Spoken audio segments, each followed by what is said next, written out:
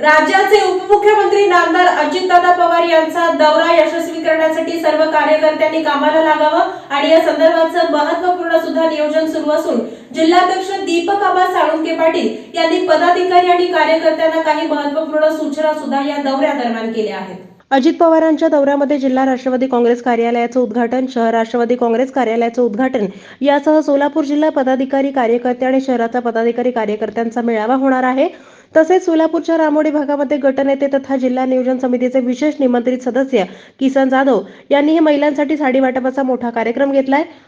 या अनुषंगाने जिल्हाध्यक्ष दीपक साळुंके पाटील यांनी आपल्या नवीन जिल्ह्याच्या कार्यालयात जिल्ह्यातील प्रमुख पदाधिकारी आणि सर्व तालुकाध्यक्ष महिला पदाधिकाऱ्यांची बैठक घेतली।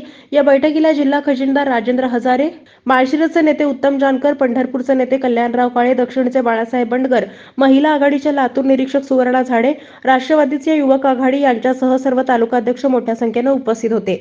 महायुती सरकारमधून राज्याचे उपमुख्यमंत्री झाल्यानंतर अजित पवार हे प्रथमच सोलापूर दौऱ्यावर येत आहेत। त्यांचा दौरा यशस्वी करण्यासाठी प्रत्येक पदाधिकारी कार्यकर्त्यांनी कामाला लागावं, आपल्या प्रत्येक भागात अजितदादांचे बॅनर पोस्टर लावावेत। या मेळाव्याला जास्तीत जास्त कार्यकर्ते उपस्थित राहण्यासाठी प्रत्येकाने प्रयत्न करावेत, अशा सूचना जिल्हाध्यक्ष दीपक साळुंके पाटील यांनी केल्यात। आगामी लोकसभा आणि विधानसभा निवडणुकीसाठी आपली संघटनात्मक बांधणी करून सोलापूर जिल्ह्यात अजित पवारांची ताकद सिद्ध करावी, असं आवाहन उपस्थितांना करण्यात आलंय।